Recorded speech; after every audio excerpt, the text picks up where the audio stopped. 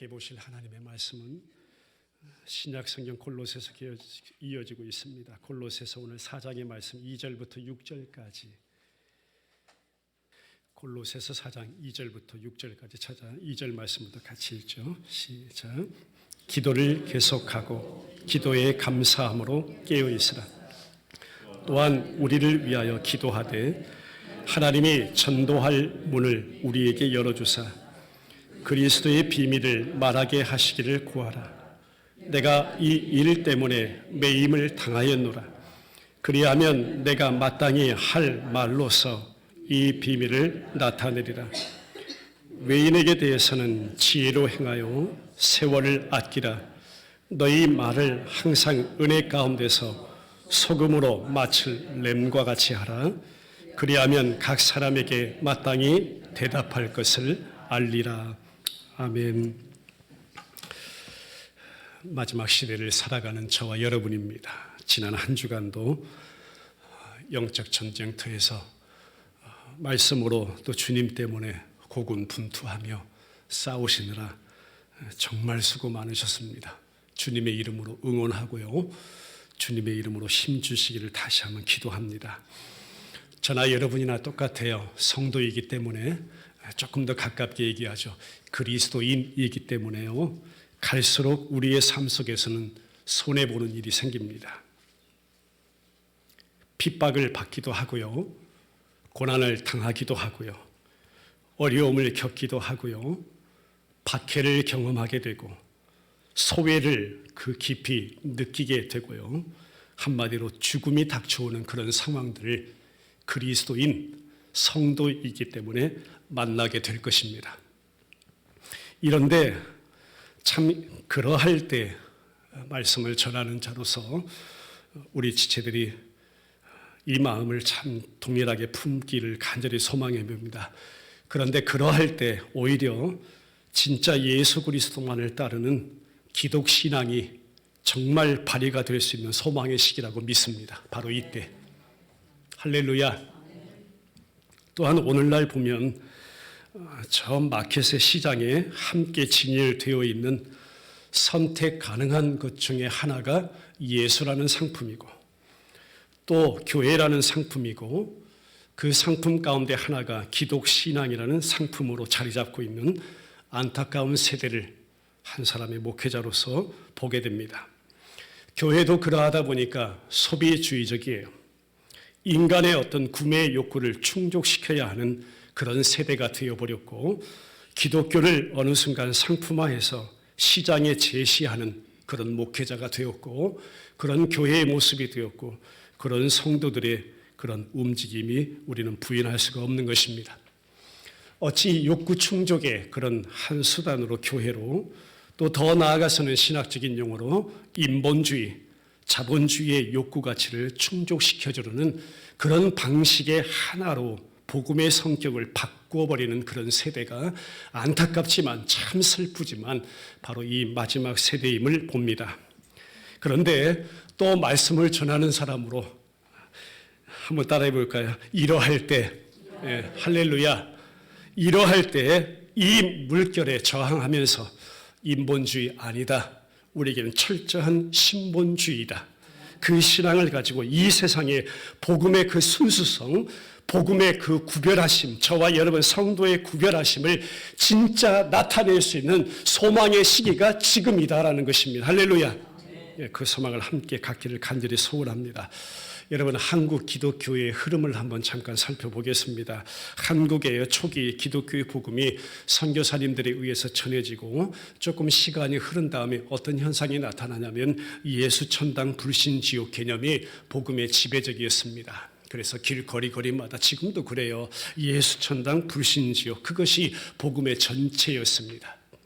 그 한마디면 복음을 다 담아냈던 그런 지배적인 시기가 있었습니다. 여기서 자연스럽게 이어진 것이 뭐냐면 기복신앙이라는 것입니다. 복을 구한다는 것이죠.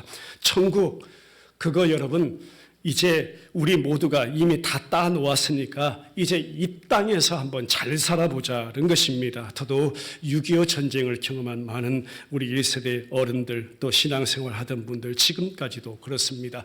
그들 가운데는 어떤 생각이 있었냐면 이 땅에서 우리가 살아남아야 된다.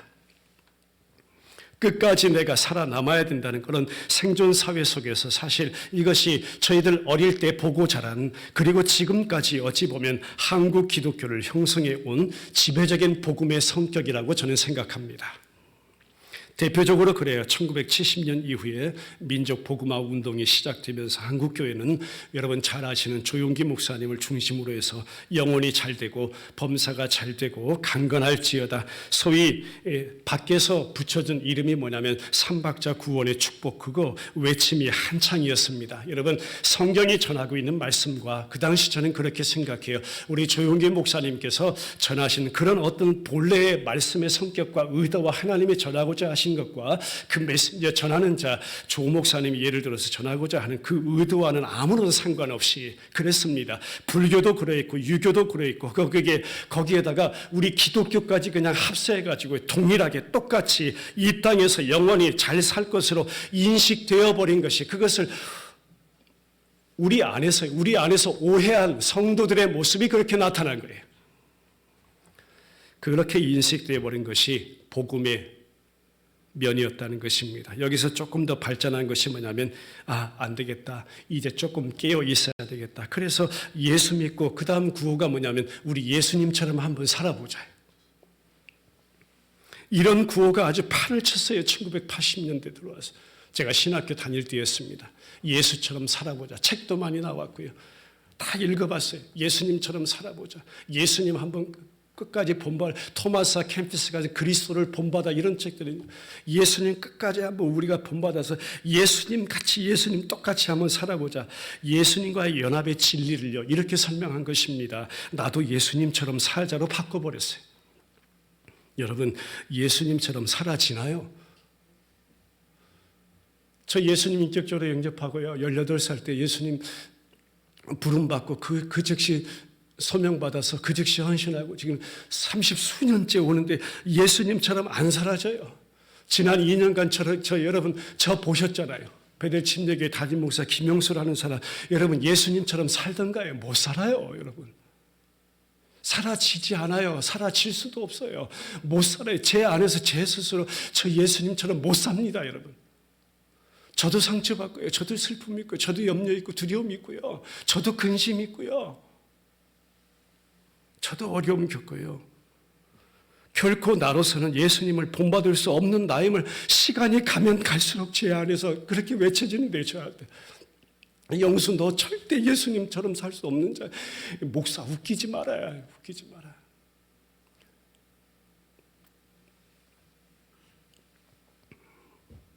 그러니까 예수 믿는다면서 사는 꼴을 보니까 안 믿는 자보다 더하다는 소리 들으면서 모든 손가락질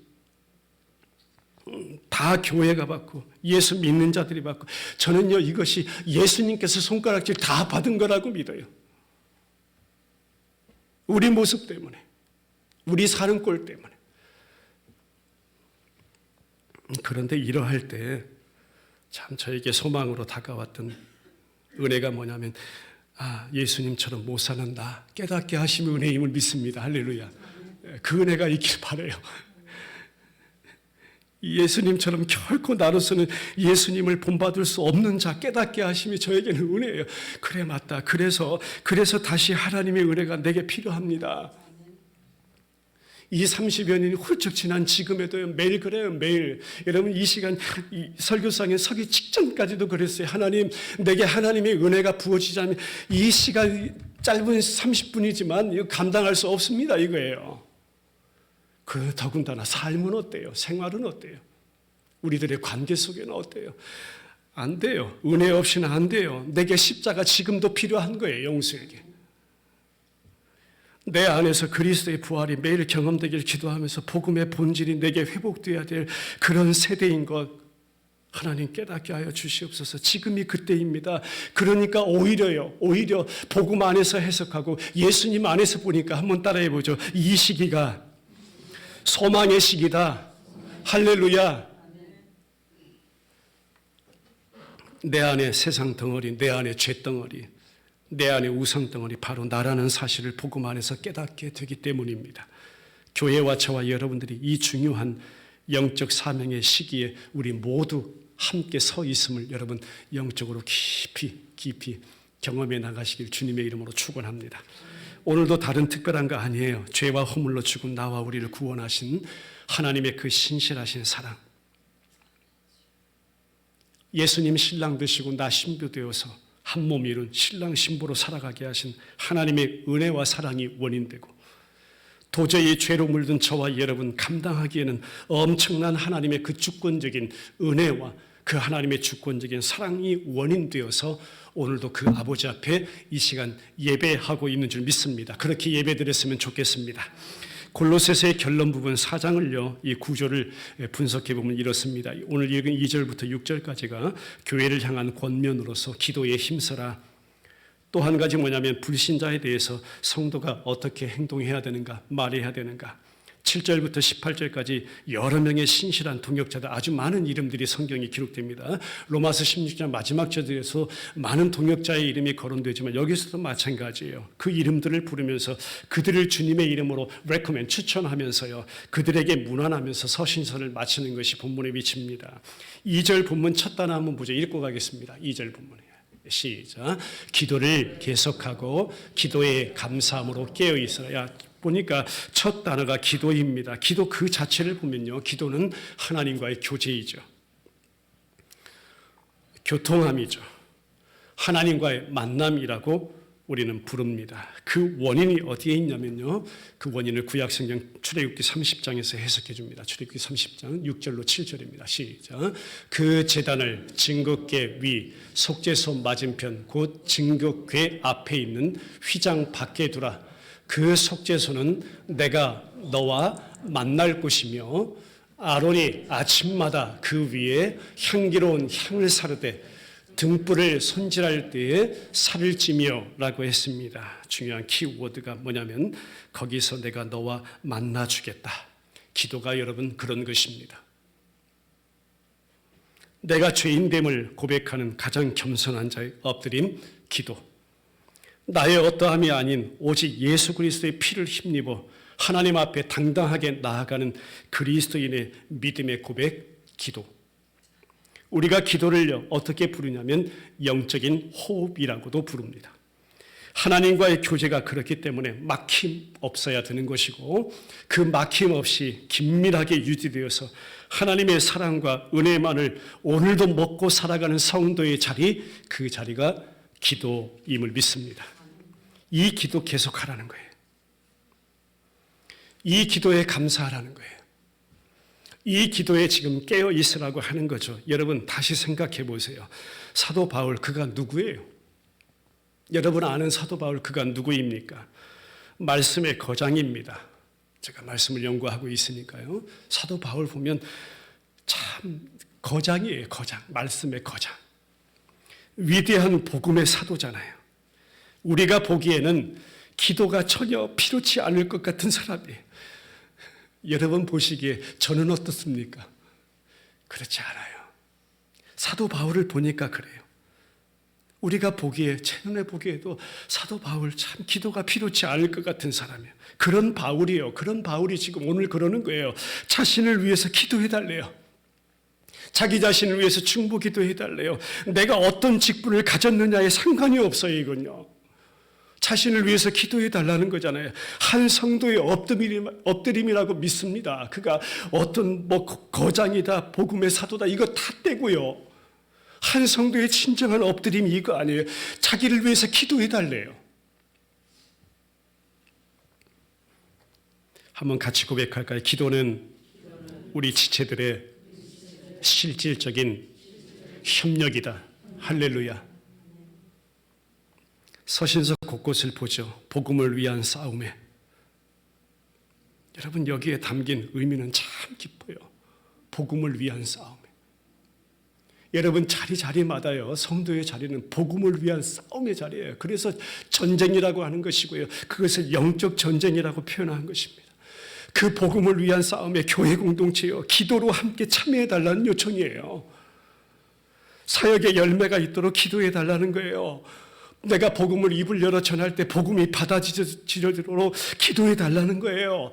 대적자들의 손에서 이 복음 전하는 자 하나님 지켜달라고 구원받도록 기도해달라는 거예요.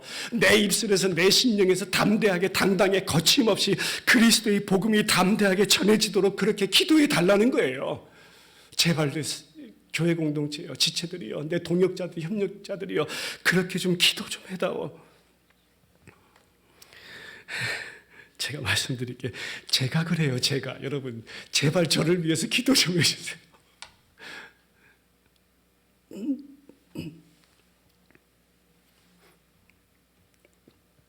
앞으로도요 2년 동안 여러분 잘 해오셨는데 제발 저를 위해서 기도 좀 해주세요. 복음 제대로 잘 전하게 해달라고요. 다른 거 아니에요. 다른 기도 부탁 제가 드리지 않겠어요.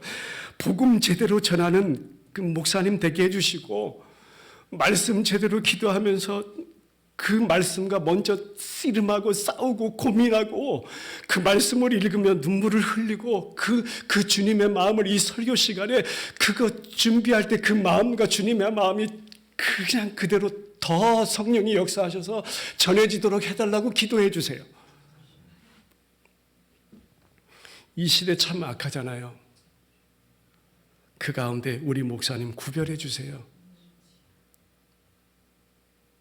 부족한 제 안에 그 순수한 열정 잃지 않게 해주세요. 영혼 끝까지 사랑하게 해주세요. 주님이 버리지 아니하셨는데 제 마음속에 포기가 없게 하여 주시옵소서. 한 영혼 끝까지 주님의 마음으로 그렇게 사랑하게 해주세요. 그 가운데 하나님의 뜻이 어때? 내 욕심, 내 욕구, 어떤 내 만족, 내 이름 아니고요. 하나님의 뜻 끝까지 구하는 우리 목사님 되게 해주세요. 제발 기도해 주세요. 이유가 있어요. 여러분 기도하다 보시면 감사가 따르게 되기 때문입니다. 기도의 최우선 목적이 뭔지를 깨닫게 되기 때문이에요. 저나 여러분이나 기도의 최우선 목적이 하나님 나라를 구하는 것이고 하나님의 뜻을 구하기 때문입니다. 그래서 제발 기도해 주세요. 바울이 그 마음 아닐까요? 인간 바울이. 그가 위대하기보다요, 저는 말씀을 준비하면서 바울이 위대한 거 아니에요. 제가 위대한 거 아니에요. 기도하는 여러분이 위대한 거 아니에요. 이 일을 이루어내시는 하나님이 놀라운 분이에요. 할렐루야. 어찌 나 같은 죄인 안에서 하나님의 뜻과 그 나라를 이루어내시는지요. 그 하나님의 은혜가 놀랍습니다. 그 일을 이루어내시는 하나님 그분 한 분이 놀랍습니다. 여러분 이 순서 뒤바뀌면 어떻게 되는 줄 아세요? 우선 안 돼요. 이 순서 뒤바뀌면. 내가 절대 위대해서는 안 돼요. 우리 안에서 여러분들 안에서 그 일을 이루어 나가시는 하나님만 위대한 거죠. 이 순서 바뀌어지면 인간 교만이요. 그거 하늘을 찌릅니다. 아나무인 여러분. 내 앞에 다른 사람 없어요. 보이지 않아요. 하늘 찌르는 인간 교만 보세요. 바벨탑 하늘 꼭대기까지 쌓아보자가 우리 인간의 죄성이라니까. 이 순서 바뀌면요.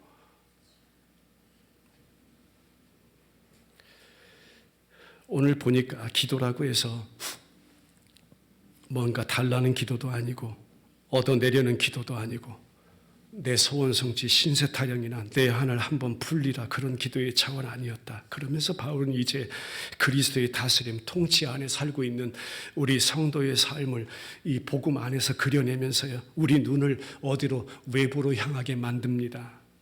중요한 것은 뭐냐면 이제 복음 진리를 공동체 밖에 있는 사람들에게 알려야 하는 그런 사명, 성도에게 있음을 다시 한번 말씀으로 인식하게 해줍니다. 저와 여러분 똑같아요. 이제 하나님의 말씀 공동체 밖에 있는 사람들에게 어떻게 접촉점을 가지고 어떠한 관계 속에서 이 복음이 들려지게 할까? 그런 기회를 하나님 어떻게 해야 됩니까? 그 사명이 우리에게 있어요. 말씀 전체에 그 전파하는 그 사명, 이 기본 의무를 탄탄하게 다시 한번 사도 바울이 설명하는 것입니다. 오직 그리스도에 대해서 외부 사람들이 반드시 듣도록 하기 위해서 평범하게 믿는 성도들의 공동체가 이제는 뭘 할 수 있을까? 우리 베델 침례 교회 공동체가 지금까지 하나님께서 인도해 오시는데 이제 뭘 할 수 있을까? 뭘 할 수 있을까? 이런 질문과 함께 성경은 실질적인 대답을 우리 모두에게 주고 있는 줄 믿습니다. 그 대답이 바로 한번 따라해 보죠. 할 말이 있다. 하나님께 그리고 사람들에게. 여러분, 분명 베델 침례 교회 공동체는 우리 모두가 할 말이 있어요. 하나님께 할 말이 있고요, 사람들에게 할 말이 있는 줄 믿습니다. 본문의 중요한 표현이 뭐냐면 7절 말씀이죠. 시작. 7절 말씀. 두기고가 내 사정을 다 너에게 알려주리니 그는 사랑받는 형제요 신실한 일꾼이요 주 안에서 종된 자라. 사랑받는 형제, 신실한 일꾼, 주 안에서 함께 종된 자. 9절로 가보죠. 시작. 신실하고 사랑을 받는 형제 오네시모를 함께 보내노니 그는 너희에게서 온 사람이라. 그들이 여기 일을 다 너희에게 알려주리라. 11절로 가죠. 시작. 유스도라 하는 예수도 너희에게 문안하니라. 그들은 할레파이나 이들만은 하나님의 나라를 위하여 함께 역사하는 자들이니 이런 사람들이 나의 위로가 되었느니라 했습니다. 오늘도 마찬가지예요. 복음만으로 살아가려 하는, 그렇게 소원하는 성도에게나 복음만을 외치려 하는 사역자들에게는 서로가 위로가 되는 줄 믿습니다. 저와 여러분의 관계가 그런 관계가 되길 원해요. 뚝 떨어진 어떤 목사, 성도, 여러분 그거 허물어지길 원합니다. 좀 더 크게요. 예수님 안에서, 말씀 안에서, 복음 안에서 보면 복음만으로 살아가며 그렇게 소원하는 성도, 복음만을 외치려 그렇게 소원하는 사역자, 저와 여러분들에게 그 위로가 있길 주님의 이름으로 축원합니다.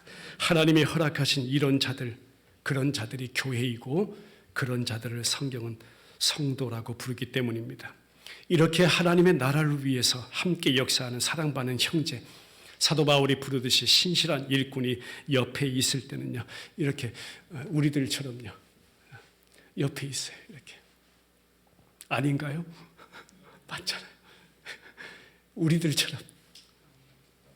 하나님께서는 곳곳에 이런 성도님들을 곁에 있게 하시는 줄 믿습니다. 이런 관점에서 오늘 살필 본문을 다시 한번 구분지어 보면서 말씀을 이어가도록 하겠습니다. 2절부터 4절까지는 하나님께 사람들에 대해 말씀드린다. 누가? 그리스도와 연합을 이룬 교회가, 성도가. 5절부터 6절까지는 반대로 사람들에게 하나님에 대해 말한다. 누가? 그리스도와 연합을 이룬 교회가, 성도가. 자, 우리에게는 할 말이 두 가지가 있습니다. 하나님께 대해서 할 말이 있고요, 사람들에 대해서 할 말이 있습니다. 오늘 첫 번째, 하나님께 사람들에 대해 할 말 있다, 할 말 한다. 교회가, 성도가. 여러분, 전도를 하게 되면 누군가에게 내가 전도한다, 또는 요즘 우리가 많이 붙이고 있는 선교를 한다, 복음을 전한다 할 때는요, 반드시 그 영혼을 위한 기도와 함께 시작합니다. 그리고 기도와 함께 가게 되어 있습니다. 바울을 보니까, 또 에바브라를 보니까 이미 이것을 깊이 경험했네요.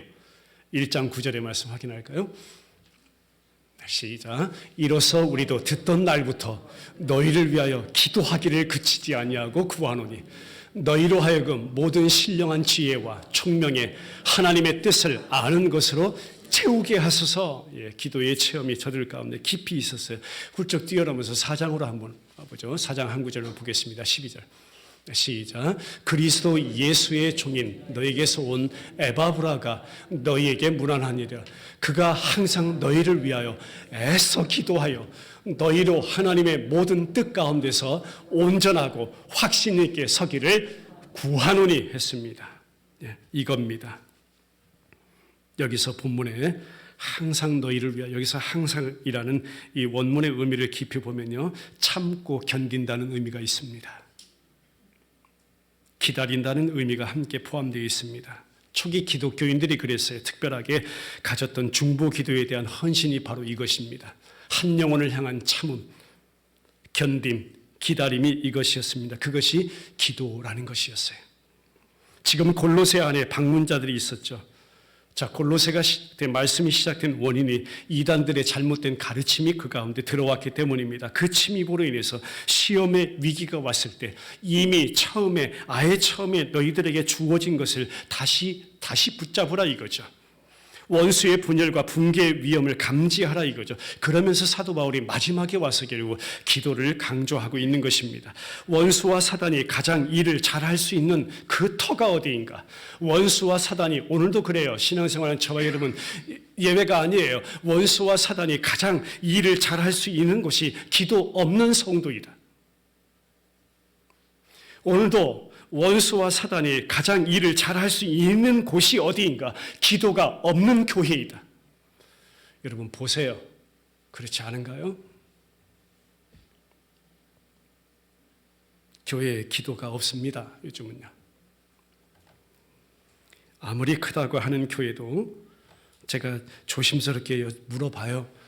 도대체 새벽 기도 몇 분이나 나오셔서 기도를 이어가십니까? 그러면 제가 말씀 못 드리겠어요. 이 시간. 상상을 초월할 만큼 기도하지 않습니다. 크다고 하면 뭐예요? 많이 모인다고 하면 뭐예요? 이름 날리면 뭐예요? 기도 없어요. 요즘 교회에. 에베소서 후반부에서 보죠. 하나님의 전신갑주 예수 그리스도 옷 입으라.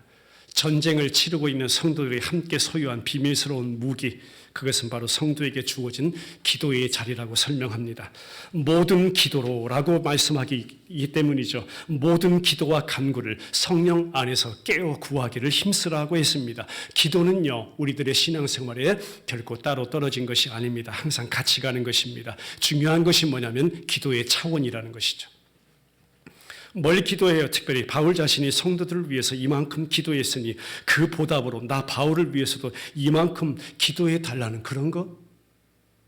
내가 여러분들을 위해서, 제가 여러분들을 위해서 새벽마다 이만큼 기도하니까 저도 여러분들도 저를 위해서 하루 그 정도의 시간은 떼가지고 저를 위해서 그만큼 기도해 달라는 그런 거 아니에요. 그런 거 아니에요. 자신과 동역자들의 이익을 위한 기도, 어떤 그런 것도 아닙니다. 기도 부탁한 거 한 가지 제목이죠. 따라해 보겠습니다. 복음 전파이다. 그거예요. 교회 공동체 본질적인 사명, 영혼 구원, 복음 전파. 저나 여러분이나 바울 자신이 복음을 전파하는 일을 위임받았으니까 이것이 바울을 향하신 하나님의 부르심이라고 자신이 또 고백하고 있으니까 4장 18절로 가볼까요? 먼저 보겠습니다. 시작. 나 바울은 친필로 문안하노니 내가 매인 것을 생각하라. 은혜가 너희에게 있을지어다. 자, 보시면 나 바울 친필로 문안한다. 내가 매인 것 생각하라. 은혜가 너희에게 있을지어다. 그가 매인 것에 대해서 함께 공감해 달라는 호소입니다. 지금 감옥에 갇혀 있는 바울의 상태, 환경 생각하면요, 바울도 사람이잖아요. 바울 똑같은 사람이에요. 저는 말씀 읽으면서 그에게도 두려움이 있었으리라 생각해요. 분명히 있었어요. 바울이 겪는 상황 보세요.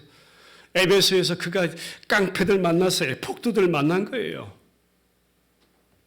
권세자 그 사람 아그리파, 벨릭스, 네로 같은 세상 그 최고의 권세 앞에 그가 지금 딱 서 있는 거예요. 그것도 홀로. 여러분 상상해 보세요. 생각해 보세요. 타고 있던 배 다 부서졌어요. 폭풍 같은 자연재난 계속 싸우면서 복음 전하는 길을 향했어요. 특히 이 그리스 그 반도로 해협으로 들어갈 때 그랬어요. 풍랑 만나고 배 다 파손되고요. 여러분 그 순간에 거기서 살아남아서 헤엄을 쳐야 했겠잖아요. 지푸라기 하나라도 붙잡아야 했겠잖아요. 그 상황을 생각해 보세요. 여러분. 선교 출입하면서 그 현장도 우리가 가보게 될 텐데요. 지금은 어때요? 지금은 뭐 편한가요? 로마 감옥에 갇혀서 이 말씀 쓰고 있어요. 지금 갇혀 있어요. 죽음을 직면하고 있는, 곧 이제 사형 선고 받을 준비하고 있는 그 상황이잖아요. 그 가운데 있는 한 사람이에요. 아직도 성도의 기도가 필요한 존재가 바로 그예요.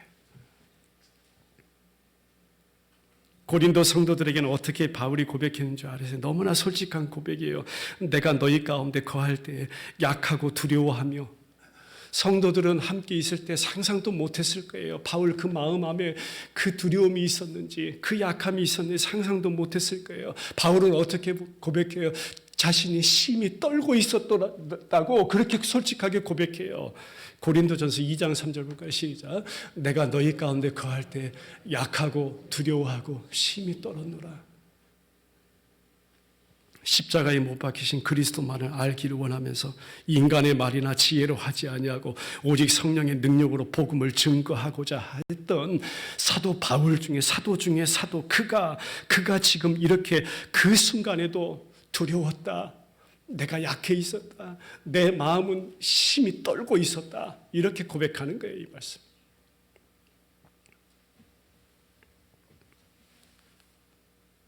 그러면서 복음 전할 때 감추지 않고, 그러면서도 복음을 전할 때는 빼놓지 않고, 꺼리낌도 없고, 솔직하고 명백하고 용기 있고 확신 있고 담대하고 주저함 없이 두려움 없이 이것을 자신에게 주어지도록 기도해 달라고 부탁한 거예요. 뭐 때문에요? 복음 때문에. 그의 손목에서 사슬이 벗겨지는 것이 아니에요. 그것 구한 거 아니에요. 사슬 그저 여전히 묶여있는 그 상태에서 무엇을 위해서 기도해 달라면 오직 복음을 증거하기 위해서 그의 입이 열리도록 기도해 달라는 거예요. 이거 아니에요, 여러분. 입이 열리도록 기도해 달라. 내 몸이 자유롭게 되는 것, 그거 위해서 기도해 달라는 거 아니에요. 내 몸은 상관없어요. 복음이 방해받지 않고 복음이 잘 전해지도록 그거 위해서 기도해 달라는 거예요. 하나님의 복음 증거를 위한 하나의 모델 역할을 잘 감당할 수 있도록 바울의 기도 부탁은 이런 거였다. 나와 우리와 똑같은 바울도 사람이에요. 지금 상태를 느끼지 못하는, 절대 우리 요즘 영화에서도 나오는 절대 그가 슈퍼맨 아니잖아요. 지금 나와 상관이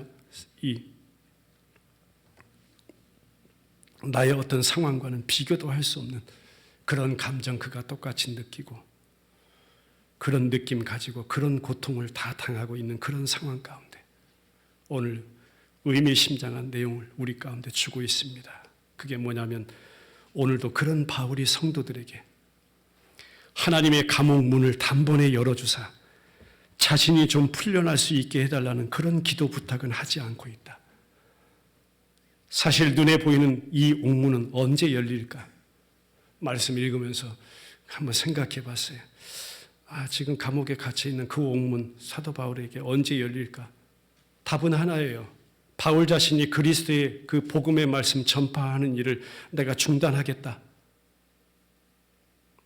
그 중단할 때는 옥문 열려요.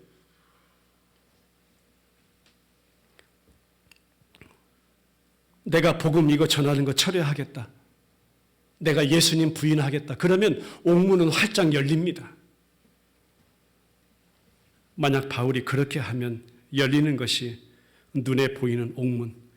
육신적으로 보면 세상 사람들은 잘 되었다고 하겠죠. 좋은 일이라고 하겠죠. 그러나 예수가 생명의 씨인데 그 씨가 그 안에, 내 안에, 우리 안에 없으면 그것은 사는 것 같지만 죽은 것입니다. 너희 안에 예수 없으면 살았다 하나 실상은 죽은 자라. 그런데 복음 때문에 고난받는 사도, 그 바울은 지금 승리의 외침을 말하고 있는 것입니다. 그것이 바로 기도입니다.